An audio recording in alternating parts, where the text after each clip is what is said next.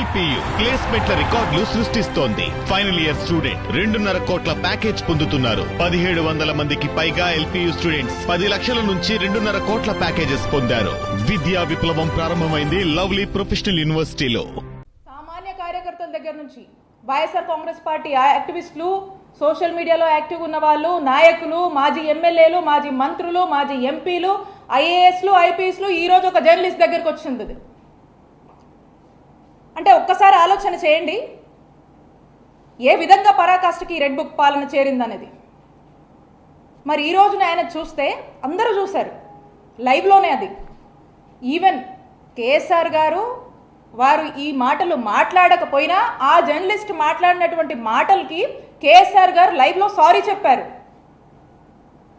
And పైగా ఆ యొక్క డిస్కషన్ని ఆపే ప్రయత్నం కూడా చేశారు. అందరికి తెలుసు. ఇక్కడున్న మీ జర్నలిస్ట్ని కూడా అడుగుతా ఉన్నాను, ఈరోజు జర్నలిస్ట్ దాకా వస్తారా? జర్నలిస్టులకు ఈ విధంగా ఇలా అరెస్టు చేసేదాకా వెళ్తారా? ఆయన చేసిన తప్పేంటండి? అంటే ఒక్కసారి ఆలోచన చేయండి, ఏ విధంగా భయభ్రాంతులకు గురి చేస్తూ, ఒక టెర్రర్ని క్రియేట్ చేస్తూ,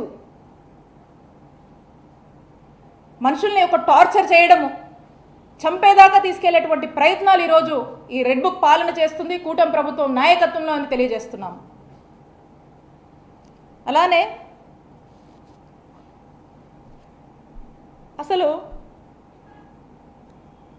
ఈరోజు వైఎస్ఆర్ కాంగ్రెస్ పార్టీకి రాష్ట్రంలో ఉన్నటువంటి ఒక బలమైన వాయిస్ సాక్షి. ఆ సాక్షి గొంతు నొక్కే ప్రయత్నం చేస్తుంది. ఆ సాక్షి గొంతు నొక్కే ప్రయత్నంలో భాగంగా ఈరోజు సాక్షి ఆఫీస్ మీద దాడులు చేస్తూ ఉన్నారు. ఎందుకు సాక్షి ఆఫీస్ మీద మీరు దాడి చేస్తూ ఉన్నారు? సంవత్సరంగా మీరు చేసినటువంటి అరాచకాలు ఈరోజు సాక్షి చూపిస్తున్నందుక. ఈ సంవత్సర కాలంలో ఎన్నికల ముందు మీరు ఏదైతే మేనిఫెస్టో చెప్పారో, మీరు ఏదైతే మాటలు చెప్పారో సూపర్ 6, సూపర్ 7 అని, మరి ఈ సంవత్సర కాలంలో ఈ సూపర్ 6, సూపర్ 7 సింగిల్ రన్స్ కూడా తీయలేదు. అట్టర్ ఫ్లాప్ అయింది ప్రజల్లో. దీన్ని మీరు చెప్పినటువంటి మాటలు, మీరు ఇచ్చినటువంటి హామీలు, మీరు ఊదరగొట్టినటువంటి సూపర్ 6, సూపర్ 7 వల్ల మీరు మీ మాట మీద నిలబడండి. దీనివల్ల ఈ సెక్టర్ ఆఫ్ ప్రజలు ఇబ్బంది పడుతున్నారు. ఈరోజు రైతులు రోడ్డెక్కారు. ఈరోజు పొగాకు ధర లేదు, మిర్చి రైతులు ఏడుస్తున్నారు. ఈరోజు ఆరోగ్యశ్రీ సరిగా పని చేయట్లేదు, ఎంతోమంది ప్రాణాలు కోల్పోతున్నారు. ఈరోజు ఉన్నటువంటి పరిస్థితుల్లో నిరుద్యోగులు రోడ్డెక్కారు, యువత ఇబ్బంది పడుతుంది, మహిళలకు భద్రత లేదు, మహిళలకు రక్షణ లేదు, సామాన్యుడికి భద్రత లేదు, సామాన్యుడు పోలీస్ స్టేషన్కి వచ్చే పరిస్థితిలో లేరు, సామాన్యుడు ఈరోజు సంతోషంగా ఈ రాష్ట్రంలో బతికేటువంటి పరిస్థితి లేదు. చరిత్రలో ఎన్నడూ ఎప్పుడు లేనటువంటి విధంగా ఈరోజు రాష్ట్రంలో అరాచకాలు, ఇల్లీగల్ కేసులు, అరెస్టులు, జైళ్ల పాలు చేస్తున్నారు. ఆంధ్రప్రదేశ్ రాష్ట్రంలో ఈ విధమైనటువంటి ఒక చూడకూడనటువంటి పాలనని కూటమి ప్రభుత్వం వచ్చాక ప్రజలు చూస్తున్నారు, బాధపడుతున్నారు, ఏడుస్తున్నారు అనేటువంటి విషయాల్ని మీరు చెప్పిన సూపర్ 6, మీరు ఇచ్చిన సూపర్ 7 మీద నిలబడండి, అమలు చేయండి, ప్రజల్ని సంతోషంగా చూసుకోండి, ప్రజలు ఇబ్బందుల్లో ఉన్నారని టీవీ చూపిస్తున్నందుకు ఈరోజు సాక్షి గొంతు నొక్కే ప్రయత్నం చేస్తూ సాక్షి టీవీ మీద ఈరోజు దాడులు చేస్తూ ఉన్నారు. ఇది మనం డెమోక్రటిక్ సిస్టంలో ఉన్నాము. ఈ సిస్టంలో ఇలానైనా మనం నడుచుకోవాల్సింది? ఇలాంటి గవర్నెన్సా మనం ప్రజలకు ఇవ్వాల్సింది? ఇలాంటి ఒక చెప్పకూడని, వినకూడని, చూడకూడనటువంటి పాలనని ఈరోజు ఆంధ్రప్రదేశ్ రాష్ట్ర ప్రజలకు అందిస్తున్నందుకు ఒక్కసారి ఆలోచించుకోవాలి కూటమి ప్రభుత్వం. వాళ్ళ గ్రాఫ్ ఎక్కడికి పడిపోయిందో, సంవత్సరంలో భారతదేశంలో ఎక్కడ ఏ రాష్ట్రంలో రానటువంటి అసంతృప్తిని కానీ వ్యతిరేకతను కానీ మూటగట్టుకున్నటువంటి పార్టీగా, మూటగట్టుకున్నటువంటి ప్రభుత్వంగా ఈ కూటమి ప్రభుత్వం మిగిలిపోతుందనేటువంటి విషయాన్ని వాళ్ళు తెలుసుకోవాలి అని తెలియజేస్తున్నాను. ఈ విధంగా మరి చేస్తూ ఇదే కాదు, ఎక్కడ చూసినా, ఏ జిల్లాలో చూసినా ఎన్ని అన్యాయాలు జరుగుతున్నాయి, ఎన్ని అక్రమాలు జరుగుతున్నాయి, ఎన్ని అరాచకాలు జరుగుతూ ఉన్నాయి. మొన్న మనం చూసాము, వెన్నుపోటు దినమని చెప్పి రాష్ట్ర వ్యాప్తంగా చాలా పెద్ద ఎత్తున కూడా ఒక 1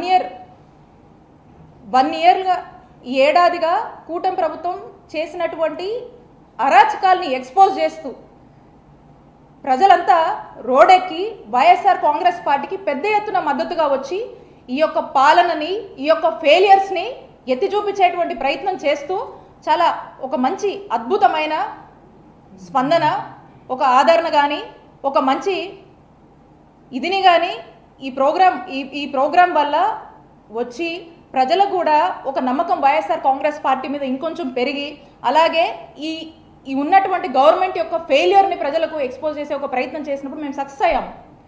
మరి ఇదంతా ఓర్చుకోలేక ఈ 1 ఇయర్గా వీళ్ళు ఏం చేయలేదు కాబట్టి, డైవర్షన్ పాలిటిక్స్ చేయాలి కాబట్టి డైవర్షన్ పాలిటిక్స్ని ఎంచుకొని ఏదో ఒక అంశాన్ని రాజకీయం చేస్తూ అందులో రాజకీయాన్ని వెతుక్కుంటూ డిఫేమ్ చేసి, వైఎస్ఆర్ కాంగ్రెస్ పార్టీని డిఫేమ్ చేసి, వాళ్ళ యొక్క వస్తున్నటువంటి చెడ్డ పేరు ఏదైతే వస్తుందో దాన్ని ఇది చేసుకునేటువంటి ఒక ప్రయత్నంగా ఈ రకమైనటువంటి డైవర్షన్ పాలిటిక్స్ చేస్తూ ఉన్నారు. నేను చెప్తా ఉన్నాను స్పష్టంగా, మీరు ఒక్కసారి ఆలోచన చేస్తే మా నాయకుడు జగన్మోహన్ రెడ్డి గారి హయాంలో మేము మీలా కాదు, ఎన్నికల ముందు ఏదైతే ఒక మేనిఫెస్టో ఇచ్చామో, ఏదైతే ఒక నవరత్నాలను ఒక మేనిఫెస్టో చెప్పామో అది వచ్చిన సంవత్సరానికే 90% అమలు చేసి ప్రజలు మన్నల్ని పొందినటువంటి నాయకుడు మా నాయకుడు జగన్మోహన్ రెడ్డి గారు. అలాంటి ప్రభుత్వం జగనన్న ప్రభుత్వం. ఆ విధంగా మేము అడుగులు వేశాం. ఇందాక చెప్పినట్టు చూసుకుంటే మా హయాంలో, మా జగనన్న పాలనలో జగనన్న మహిళా పక్షపాతి. జగనన్న మహిళల్ని ఫినాన్షియల్గా స్ట్రెంథన్ చేయడానికి ఎంతగానో పరితపించారు. జగనన్న ఉమెన్ని పొలిటికల్గా ఎంకరేజ్ చేయడానికి ఎంత తప్పించారో రాష్ట్ర ప్రజలు చూశారు. జగనన్న ప్రవేశపెట్టినటువంటి మేనిఫెస్టోలో 90% స్కీమ్స్ ఆల్మోస్ట్ ఉమెన్ సెంట్రిక్ స్కీమ్స్గా ఉండి ఉమెన్ని స్ట్రెంథన్ చేసే దిశగా అడుగులు ముందుకు వేశారు. ఉమెన్ సెక్యూరిటీ కోసం పనిచేశారు. ఉమెన్ సేఫ్టీ కోసం జగనన్న పనిచేశారు. దిశ యాప్ లాంటివి తీసుకొచ్చి దిశ యాక్ట్ని కూడా అమలు చేయాలని ఏ విధంగా పరితపించారో చూశారు. దానికి చివరిగా మళ్ళీ మీరే పుల్లలు పెట్టి దిశ యాక్ట్ని అవనీయకుండా మీరే అడ్డం పడ్డారు. బట్ అయినప్పటికీ దిశ పోలీస్ స్టేషన్లని మహిళలకు సంబంధించి అనేక ఇనిషియేటివ్స్ తీసుకొని రాష్ట్రంలో ఈ జనరేషన్కి మహిళలకు సంబంధించినటువంటి అంశాల్లో ఒక సోషల్ రిఫార్మర్గా జగనన్న ఎంత పరితపించారో ప్రతి ఒక్క మహిళ, ఈ రాష్ట్రంలో ప్రతి ఒక్క మహిళ మర్చిపోలేదు, గుర్తుపెట్టుకున్నారు. అలాంటి ఒక గొప్ప వ్యక్తి, అలాంటి మహిళా పక్షపాత అయినటువంటి మా నాయకుడు జగన్మోహన్ రెడ్డి గారి మీద మీరు రాజకీయాలు చేస్తారా? వాళ్ళ యొక్క కుటుంబాన్ని లాగుతారా? ప్రజలన్నీ గమనిస్తున్నారు. నేను ఒక్కటే చెప్పదలుచుకున్నాను, ప్రతి ఒక్కరమో విక్టిమ్సే.